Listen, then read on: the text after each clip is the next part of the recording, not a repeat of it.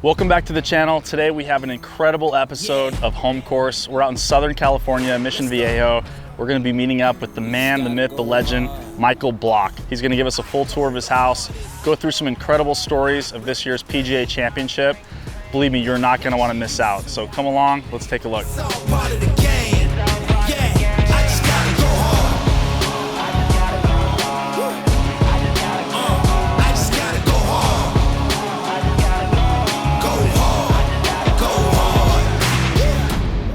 Yeah, oh yeah, the beast's back. Adrenaline pumping through my veins, can't relax. Original, I am not the same. When I'm not on the course hacking it up, making double, triple bogeys, or roasting professional golfers on the internet, I like to relax, put my feet in the sand, enjoy the sun, and throw down an ice cold Corona Premier. But unfortunately for me, even when I'm on the course, my feet tend to still be in the sand, in the bunker.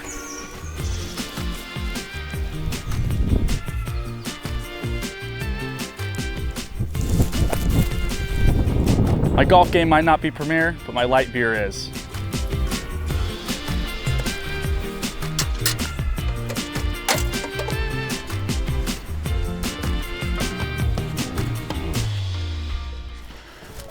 Michael, what's going on, man? Oh, Trav, what's up, buddy?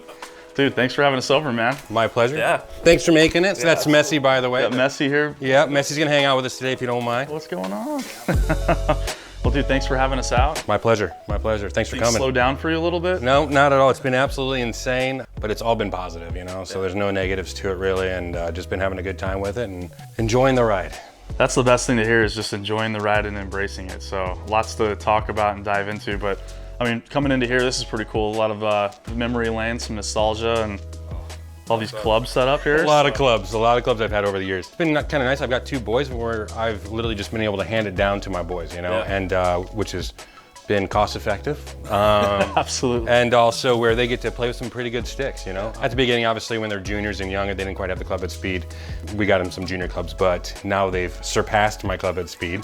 So now I'm actually having to buy them clubs that I can't even hit. So it's been kind of cool to watch the transition from me being the long guy in the family to being the short guy. Yeah, so two kids, big golf family. You got into golf very early age, right? Oh yeah, my dad got me going back when I lived in Iowa in the Quad Cities. I learned with like a cut down 7-iron that weighed way too much at a park that was next to a par 3 course called Credit Island. And I think my dad just wanted to get me out there first and then took me over to that par 3 course, and it's been a golfing addiction ever since. Yeah, so you've been a club pro here for 19 years? 19 years at Arroyo Trabuco Golf Club, which is amazing. And you know, as everyone knows in life, it goes by so much faster than you'd ever believe. And I was for 6 years at the Lakes Country Club out in Palm Desert before that. So I've only been at 2 clubs in my 25 years as a club professional. So what drew you to California? Like, why here? You know, the lakes. I went to college, Mississippi State and University of Missouri, St. Louis. Then I went to the San Diego Golf Academy. And then right after that, I saw there was an opening out in Palm Desert. And I had always watched, you know, the Skins games and saw how perfect all the golf courses are out there. And so I took a job with Mike Clifford, who was a great person to work underneath and really kind of taught me the business of golf for the 6 years I was out there. And then when I met my wife now, Val, she moved out there for 6 months and she goes, I don't think I can live here during the summer. So I was lucky enough to, I was lucky enough to find the job here. Okay, I mean, this is like one of the best places in the country. It's so beautiful. Yeah, Orange County, Mission Viejo here is a great place to raise a family. It's not the cheapest place in the world, I'll tell you that much, but at the same time, it's well worth it. We've got a beach 5 minutes away, golf courses all over the place, and the weather is usually optimal. Yeah, your work-life balance is probably pretty ideal here, I'd say. So we play golf 365 days a year here. Yeah, we do. So these clubs here, walk me through. Does anything stick out to you that's most memorable for you? Know, I mean, even though this isn't my current, you know, sponsor, this set right here means a lot to me. It's the first event I ever played in my life, which was in '07 at Oakmont in the US Open. Okay. So I literally have complete set right there. Yeah, it's the whole set. It's even the driver 3-wood, all the irons, and really the really special ones to me are the wedges that Voke made for me. I mean, he called me on this Tuesday morning. I qualified Monday at Bear Creek, and he called me Tuesday morning and he goes, "Hey, Block," he goes, "you want to come down to the shop in Carlsbad?" And I was like, I'm like, "Are you kidding me right now?" I'm like, "Am I really talking about Vokey right now? Pranked right now? Are you really Bob Vokey?" And he's like, "Yeah." And so I go down and he makes me this just unbelievable custom set of clubs and wedges. And yeah, ever since then, I've been doing whatever I can to try to get in as many events as I can after that. Yeah, that is incredible. So you get a call from Bob Vokey himself to come down there. I kept them all, yep. That's awesome. Bag and everything. Even if I opened up that pouch right here, I still have the shirt that I hold out actually twice in that 07 US Open with the pitching wedge. And yeah, the shirts, the polo I wore is even inside there. That's incredible. This is the gamer set you have now here today? Yeah, this is the gamer I use at Oak Hill. This is the infamous 7-iron, as you can see here, Trav. I mean, dude, this thing is beat to shreds. It's been to war and back, it looks like. I mean, you wouldn't give me $5 for this bad boy. I mean, you don't know what shaft is on it because that's gone. Yeah. They were trying to re-grip it actually the week of Oak Hill because I was in the tour van, the TMA tour van, they're looking and they're like, Blocky, do you want a new grip? And I'm like, no. I go, if you re-grip it, it feels different. Yeah. I mean, like, even if you throw on the same grip, 3 wraps, mid-size, the whole deal, the weighting to me is different, the size on the grip, everything's different for me. So it's very vital. If I'm gonna go to a big tournament, I used to switch them all, right? Yeah. When you're a rookie and you're never playing a tour van, you've only played a couple, dude, you're in awe, right? And you go in the tour van with Wade and Wade's like, I'll build you this, and you're like, oh my gosh, and then you get 14 new clubs, you go out, and they feel good on the range, right? Of course, yeah. But as soon as you go under the pressure and under the gun, yeah, no, you want to have something you know what the miss is going to be. Yeah. I understand you know what it's going to feel like when it's good, but more importantly to me, I want to know how I miss it.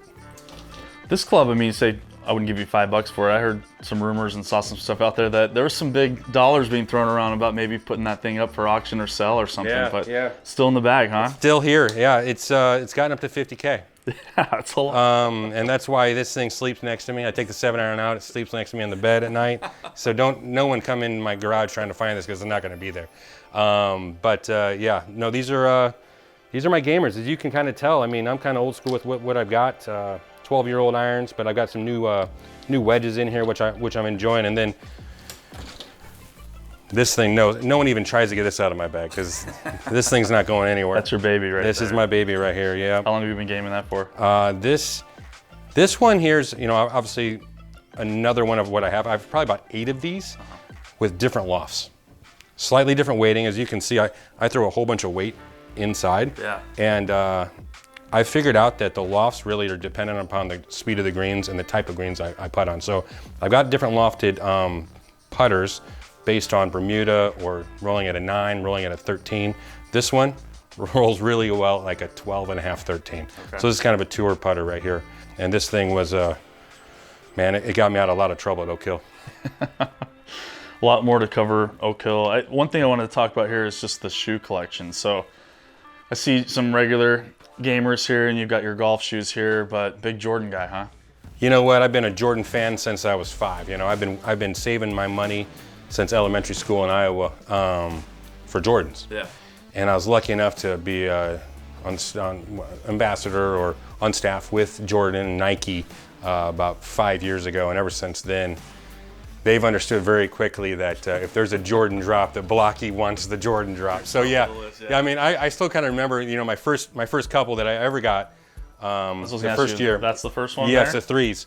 So these 3s are the first ones that I got as a Nike guy. And to this day, I mean, I even wore these on Saturday at Oak Hill this year when it rained, because I still do take these that have cleats, because I normally play with the Jordan 1s, but they don't have cleats. So if it's raining, I go with Jordan 3s. I only have 2 pairs. I got a white pair and a black pair, but that's all I really need. So these mean a lot to me because those are my originals. I like to see there's some use put into them as well. They're not just up here brand new. You see some of these shoe collections and they haven't even been touched, and it's like us every day. People are like, oh, those are so sick. Yeah, no, my son Dylan, he plays with them all the time, right? I mean, I'm now just a Jordan 1 guy, but he goes through all of them. They get beat up and whatever else. I mean, we got these 11s in here, which were some of my favorites, but I mean, yeah, they're worn up and they're used. I mean, which they should be, to be honest. I mean, we're never gonna sell them. Yeah. So they're gonna be here, they're gonna get used, and just love them. It's the best thing that, you know, I've been able to collect. This is definitely the only thing I really collect in my life. So your first pair were these here. Is there a pair here that mean the most to you outside that first pair that are your favorite? Well, you know, that final round, hole-in-one with Rory. Yeah. This is them right here. Yeah, and the fact that Mr. Jordan himself texted me later on and said, nice shoes. Yeah. that means like so endearing to me. Yeah, so this is now my new faves, but I do also really enjoy kicking the highs. Yeah. So I mean, these are golf, you know. I love that they've actually come up with the highs now, because I love actually the stability and the feel in the ankles. Yeah. Which, you know, that's why I've got the highs on now. Yeah. It's so cool that, you know, you can get more and more of these shoes are more accessible. But on the golf side, though, I mean, you've got some in here. I mean, these cappuccino ones right here, these are sick. Oh, yeah. I think these were from the U.S. Open or the Masters. Yeah, they're beautiful. But, yeah, they've done a great job with it, and I just look forward to seeing what else is coming out. But, you know, I also have my the ones that I kind of kick around when I'm out hanging out. But, like I said, my son uses them more than I do. Yeah. I mean, these are pretty clean right here, too. Oh, dude, yeah. Got a special occasion you're going to run? So, yeah, I think these are going to be at the ESPYs tomorrow. Okay. Lucky enough to be nominated for Best Play of the Year. I don't think I'm going to win it. Justin Jefferson has like I think it's called the Catch of the Century. So anything that's like a century, I don't know if I can beat. I'm not sure if I can beat a century win, but at the same time, I'm there as a golf pro and a PGA professional at the ESPYs and have the possibility of winning. I get to hang out with everybody. I was there yesterday, and man, the people that are going to be there is going to be pretty cool to just even be around. So as a PGA pro and to be there and to be nominated, I'm a very lucky guy. I mean, so the aftermath of everything, obviously you've been a hot commodity in the media and been all over the place, different podcasts, shows and whatnot. I mean, you've been able to really collect all your thoughts and be like, wow, like this is life right now. Yeah, I've had a couple of long trips on planes. You know, I was just in Scotland last week for the Open qualifier, and I was on the plane for a long time, and that was kind of one of the first times I was able to sit there and collect my thoughts and think about what's happened and how lucky I am, and how being a PGA member, you know, allowed me to be at the PGA Championship and that's what we always talk about, right? Just give us a chance. And the cool thing about golf is that, and I've always said this my whole life, I said in golf, the reason why I like it, number one, is I'm not gonna get hit. Okay, number one, I'm not gonna get hit, right? I got hit in a couple sports when I was a kid. I'm like, nah, I stood up and I go, yeah, I don't like this. And then the other thing was the ball wasn't gonna move. So as long as I didn't get hit and the ball wasn't gonna move, that was the deal. And that's what golf is, right? And I absolutely love that. And you're in charge of it, and no one, like we always hear, right? That golf ball doesn't know who you are. Yeah. And so the day that the final round, that golf ball didn't know who I was at Oak Hill. And obviously it sure as heck didn't know who I was on 15 when I made the hole-in-one, because that's insane. I've never made a hole-in-one in my life in a tournament. Yeah. And I've played thousands of rounds. And for it to happen under that situation and how it did and how it went directly into the hole, with Rory in the group, with 15 being the big, I mean, that's where it's like an auditorium there. It was just insane how many people were there. And no one really knows this, but Rory goes first and he misses the green. I stand then up on the tee box, and the whole crowd stands up and gives me a standing ovation. So that's why. How do you collect yourself after that? Well, they've been kind of like that all day, right? And they were yelling blocky and all this stuff, and I'm like, oh boy. And so that's a really narrow green. If you miss a right or left, you're dead. And so I stand up on it and I get over it and I hit it, and I see it and it's going right at it. I'm like, oh, this is kind of nice, right? And and I don't see it land. I'm like, and the crowd just gets up again, and that's why I kind of just tip my hat. At the 15th. The fairy tale story gets better. A home run for Michael Block. I think I did it. Right in the hole. No way. No way. Rory, did it go in? I didn't know it went in. I'm just like, oh, they're so nice, right? Thank you guys, I really appreciate it. It's probably within 10 feet, I guess. And then I start walking, and then Rory, he's like, 10 yards out ahead of me, and he stands, he turns up and he goes, and he comes right back at me. I'm like, what in the world is going on? And he's like, it went in the hole. It's directly, and I'm like, what? And it literally took me 50 yards of walking and asked every volunteer and fan I saw, really go in the hole? And they're like, yes, it went in the hole. And I was just like, oh my God, and so, yeah, ever since that moment, and then what happened on 18, that up and down, life has definitely been altered.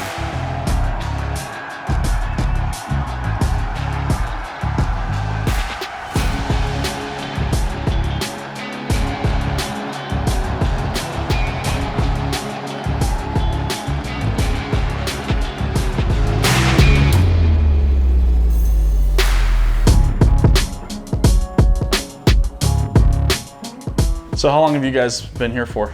About 8 years. I was lucky enough to actually purchase this house with the winnings from my national championship for club professionals. And well, you know, we're sitting out here by the fire pit or sitting out here having dinner. I always talk to my family about how golf actually gave us this. Yeah, isn't that incredible? So for me as a golf lover, this came from this game, and the sport of golf means a lot to me. What an incredible setup though. I mean, you've got great area to dine, hang out with friends. You got the green egg. So you a big griller? Yeah, so the green egg was actually a gift from the Sanderson Farms Championship in Mississippi back in like 2015. Okay. And so you got to either pick out a Yeti Igloo or the green egg. And you can only pick out the green egg your first year playing. I'm like, oh, send the green egg. Yeah, I don't have a green egg, but I've only heard amazing things about it. So it's like, yeah, I mean, grilling on the green egg is a no problem. This is pretty sweet. And yeah, and the club's right down the street. You know, I mean, Arroyo Trabuco is literally about 2 miles that way over there by that hill, which is convenient to say the least. And most people in California can't say that. They typically have a deadly commute to and from work, so you don't have to get on the highway, just hop over to work. Yeah, this was definitely on purpose.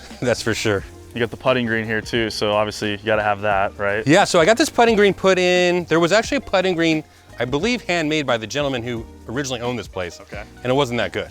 And so yeah, not quite up, and it wasn't rolling how I would like. So I had a gentleman put this in about 5 years ago, and I gotta say this thing's rolling at about 11.5, 12. Okay. And it's been like that for 5 years, and it's still rolling great. Not even a thought to replace it. So it's been solid for me. Yeah. Got the pond over here too. So Yeah, you know, I got a couple koi fish in the pond. I mean, that's been a really cool thing for me. Every single morning, I got a deal. You know, I play with Messi. I throw the ball with Messi. I go out there and I throw some food to the koi fish. I mean, they're kind of a chill thing. I got a couple of them who will actually eat out of my hand, Yeah. which is pretty cool. But yeah, it's a really chill thing. And a lot of times we just actually have dinner at that little table right here by the pond, and just kind of flowing. And you got all the privacy you need back here, so. yeah, it's been good for Orange County, right? Yeah, Messi's 8, so little pup right when you moved into the new house. Yeah, I got him right. Yeah, he was an absolute baby when he came here. He's still a little guy, but he's the sweetest little animal I've ever seen in my life. But one of his favorite things in the world to do is to go to Arroyo Trabuco. Hey, Messi, do you like to go to Arroyo? Oh, I know you do. I know you want to go to Arroyo, don't you? Yeah, so that would be the best thing for him for sure, because he's basically been raised in the golf cart over there. Yeah. Oh, good dog. Thank you.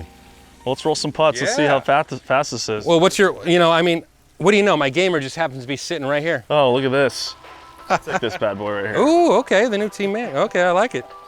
All right, so I'm gonna give you basically the putt. I had an 18 at Oak Hill. Okay. Right here. It's just outside the right edge. I'll go first so you can kind of see something. All right, let's see it. Let's see it. But it's definitely just outside the right edge. And now we have to pretend like there's about 10,000 people. Yeah, I don't know if I can perform under those standards, But the coolest part about it was I knew that if it went in the hole, I had no idea what it meant as far as money or exemptions or anything else. All I knew is that the Rochester fans would absolutely go berserk, and that's what it was all about for me. I literally, that whole week, I was, whether it was 3 feet or 30 feet, I just wanted to make it because that crowd was insane. Oh, money. Of course. What do you know? He steps right up and drains it. What do you know? Steps up and drains it. Yeah, around Messi. So you just got to throw it a little right at Messi and you're good. A little variable here with him there, but we got this. Oh, Trav, just a little speed. Hey, no. One more with just, I mean, they're fast, brother. They are fast. I mean, this might be a 12, honestly. This is pretty quick. There we go. Oh, buddy, I know, right? Can you imagine? So. Yeah, I couldn't do it with the pressure with all the fans there either, so. All right, so living room setup.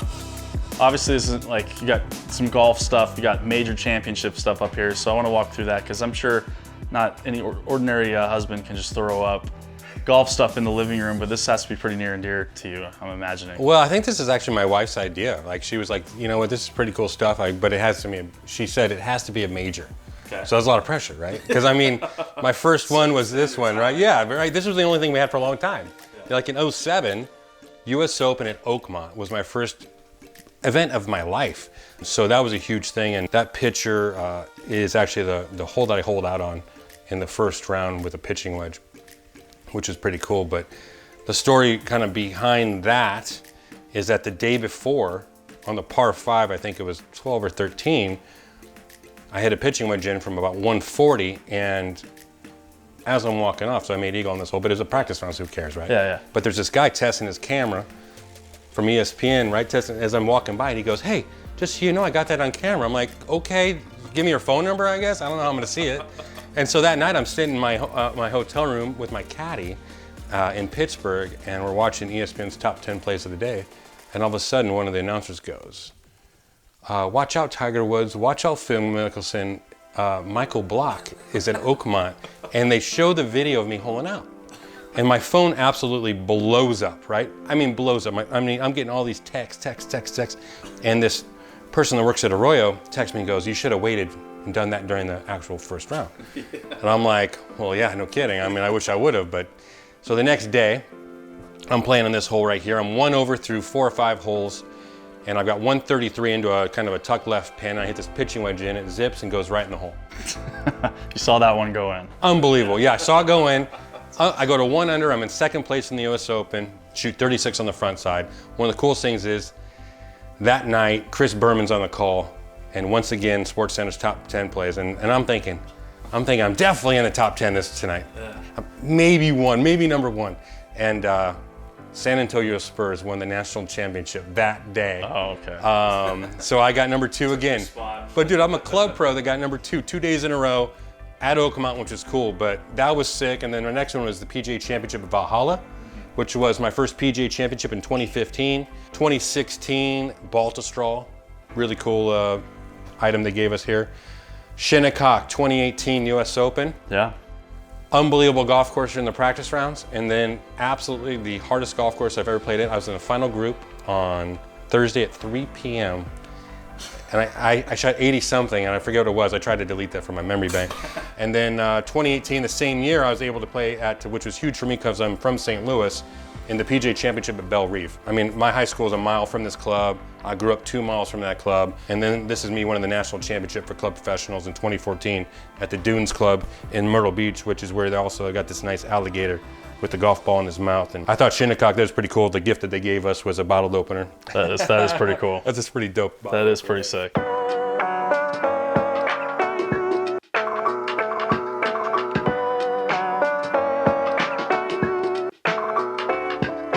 All right, so you got another shrine here set up with some memorabilia here, some stuff that's, I know, near and dear. So obviously got the pin flag here and the ball, so. Yeah, it's pretty cool that the PGA, the Oak Hill membership, actually grabbed me that 15 pin. I didn't ask for it. They presented it to me later on that night, which is really cool. I still got the golf ball that I hold out. But one of the coolest things I always keep from all the events I played in is the yardage book, but then even more so the actual, pin sheet shows the pin that day. I mean, you can see we're only about 4 yards from death, as we'd call it.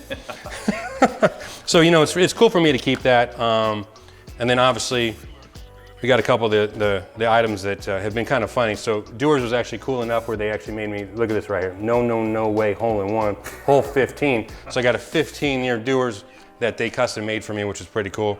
And then this one, bottle of wine actually with my picture on it. I mean, I look more like Eric Compton than I do Michael Block on that, but it's okay. And then a really cool thing is for me is at Colonial right there. I had a bad day, missed the cut and whatever else, but I was sitting there signing autographs and my dad was there with me, and I got a really cool picture of my father and I. That's awesome. I mean, these memories are just unbelievable. They love to see someone come out of nowhere and compete and have a chance to win, and here you are. It's not you came out of nowhere, it's you had that position which you earned, and you took full advantage of it, which is incredible. So extremely lucky. Yeah. Now, I don't know about that. You put in a lot of hard work over the years. So I want to show, before we head over to the club, I want to kind of go through it. You showed me that room that I want to show everybody with some cool memorabilia, stuff with your boys. So why don't we go take a look at that? All right, sounds good. Excuse us, Messi. Can we go over you?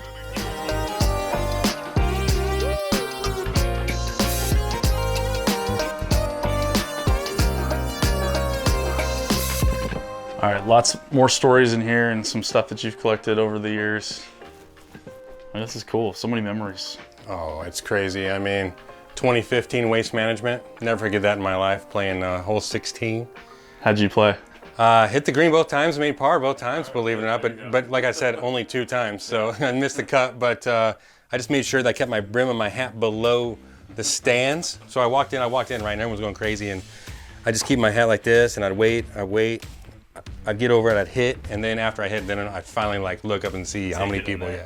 Yeah. Cool event though. It's incredible to see even just like practice rounds. I caddied for a friend during the Pro-Am there on Thursday, and I was like blown away just to see how many people were there. Can you imagine trying to hit that green? No, no way. So cool story on this. This has been above my bed since I was 5 years old, and now it's above my 18-year-old's bed. This was something that I had. The club that I was at back in the day in Iowa, the head pro had his own parking spot, and I'd mentioned that to my parents, and they had gotten me this, and it's an actual sign. Yeah. And so this is literally, if you see any of my old pictures from when I was growing up, this was always above my bed, just like this. How cool is that? And so my kid's had it above his bed his whole life, and he's actually going to be turning professional as well here pretty soon. So that means a lot to me. Well, right here, 2021 men's club champion, Dylan Block. Yeah, he was the club champion at Dove Canyon at age 16, which is the club we belong to. Yeah, it's pretty cool. You got some hats signed up here by some of the tour guys. Yeah, Jason Day, I mean, these are their actual hats too. So Jay Day signed it, Dustin Johnson, Jordan Spieth, a couple of the guys. Dylan would go up to him when we played at a couple of the Balta Stroll and a couple of the, Riviera and Farmers Insurance. And cool thing is, back in the day, all these hats were actually custom made for the players, so their names are actually inside of them. And then Dylan would go get them signed by those people. And as you can see, they're still up there. But the cool thing is now is Dylan's actually starting to do some cool things on his own. Like he qualified for the USGA 4-ball championship last year in Alabama. He's playing the SCGA championship in a couple weeks too. He's starting to do some cool things, as you can see with this USGA stuff. Starting to collect his own trophies. Exactly right. How's that been for you, just raising your boys, big golf family, but to see him turn it into success like this, I'm going to be pretty proud. Well, can you imagine this being your bedroom? You better be. Yeah, I know.